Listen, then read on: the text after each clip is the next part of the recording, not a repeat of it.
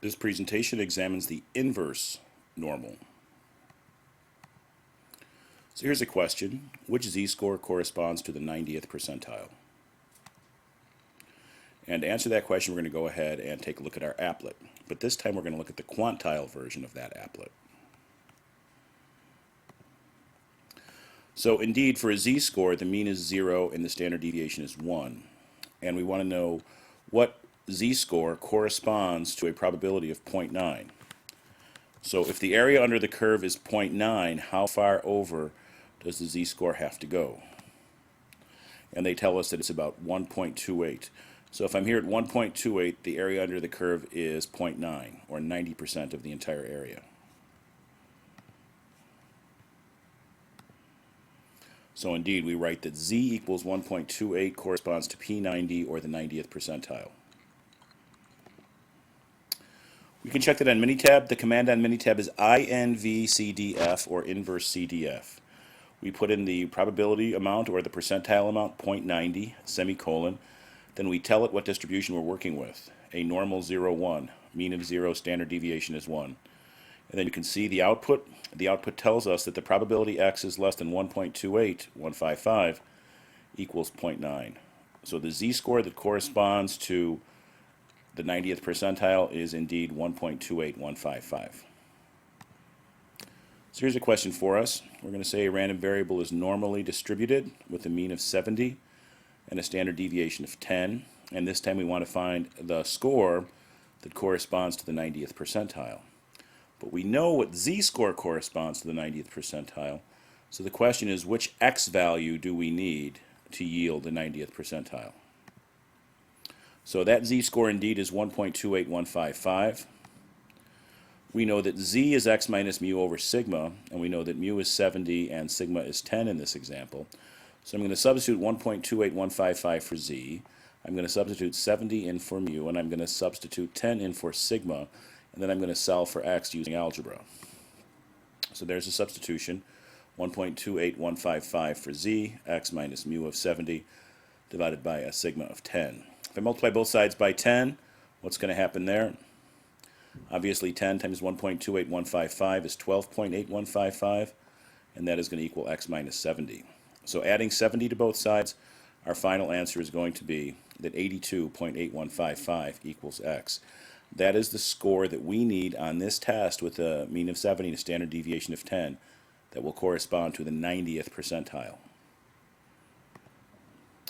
And here's another way how we could answer that question. Again, we're using the INVCDF command on MINITAB. We're looking for the 90th percentile, so INVCDF 0.90 semicolon, and the distribution is a normal distribution with a mean of 70 and a standard deviation of 10.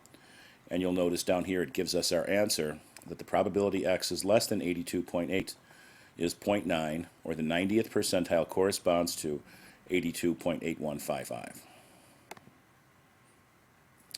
We can also try this with the MINITAB simulation. So notice what we have going on here. I am generating 100,000 numbers in C1. Those 100,000 numbers come from a distribution that is normal, that has a mean of 70 and a standard deviation of 10. Well, then I want to put them in order from lowest to highest. That's what the sort command does. And if I want to get 90% through the distribution, there are 100,000 numbers. We have to beat 90% of them. So I need the score that is better than 90,000 numbers. And the first score that's better than 90,000 is 90,001. That's how I tend to do the percentiles. So I'm looking for the 90,000 and first element in that list of 100,000. Looking at that, we get 82.7438, fairly close to the answer that we had theoretically. Here's another question for us to look at. In a certain class, point totals are normally distributed with a mean of 350 and a standard deviation of 80. In this class, 15% of the students get A's, 30% get B's, and 40% get C's. We want to find the minimum cutoff scores for each grade. So how many points do you need to get an A? How many do you need for a B? How many do you need for a C? Well, we're told that 15% get A's. What exactly does that mean? Well, if we're in the top 15%, that means you must best 85% of the population. So the top 15% would correspond to the 85th percentile.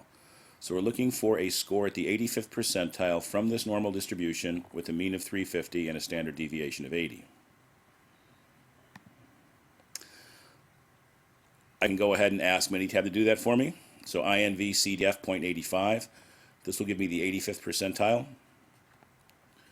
Comes from a normal 350-80 distribution, and you'll notice that the z-score it gives me here, or the x-score it gives me here, is 432.915. So that's going to correspond to the 85th percentile, which means you're in the top 15%. So the minimum score needed for an A is about 433. So if you get 433 or higher, we will assume that person will get an A. For our next question, we're going to say we have 15% of students get A's and 30% get B's. So what would you need to get a B? You've got to be in the top what percentage?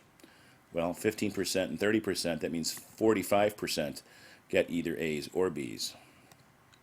So if that's the case, to get a B, you're going to be in the top 45%, which means that you're going to be at the 55th percentile. To answer that question, I am going to go to the applet and we'll take a look at that. So here the mean was 350 and the standard deviation was 80.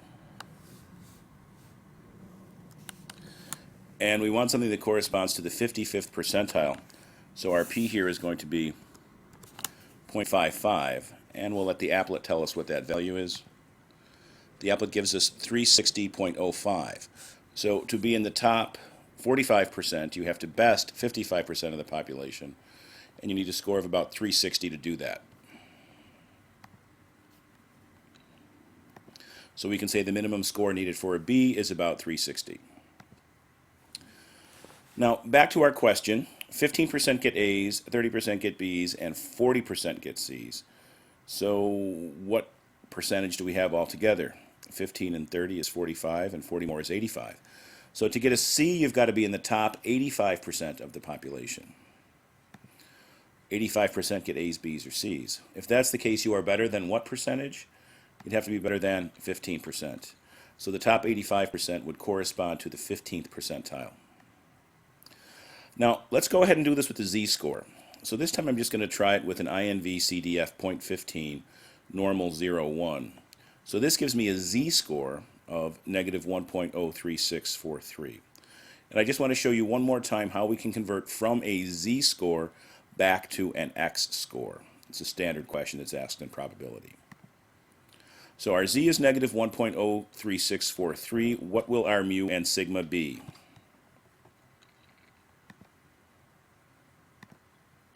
So again, mu is 350, sigma is 80, z is negative 1.03643.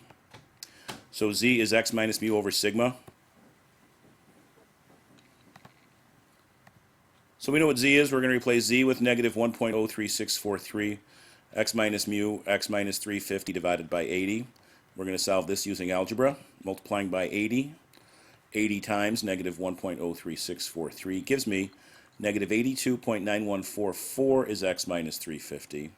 And then adding 350 to both sides, that'll give us our result, which of course x is 267.0856.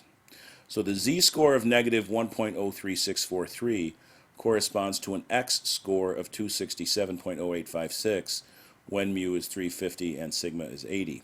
So this is the minimum score I need to get a C. So the minimum score for a C is about 267. Okay, we're also going to go ahead and do this with the MINITAB simulation.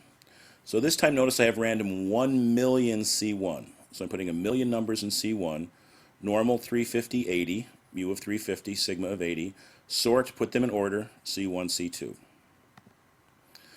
Now, to be the 85th percentile, I need 850,001. To be the 55th percentile, I need 550,001. To be the 15th percentile, I need 150,001. 850,001, 550,001, 150,001. Printing those numbers, about 433, about 360, and about 267. So you'll notice these numbers are exactly the same as what we predicted theoretically. Minimum score for an A, 433. Minimum score for a B, 360. Minimum score for a C, 260. Again, this indicates to us the law of large numbers that tells us that with a very, very large sample size, we should be pretty close to our theoretical probability.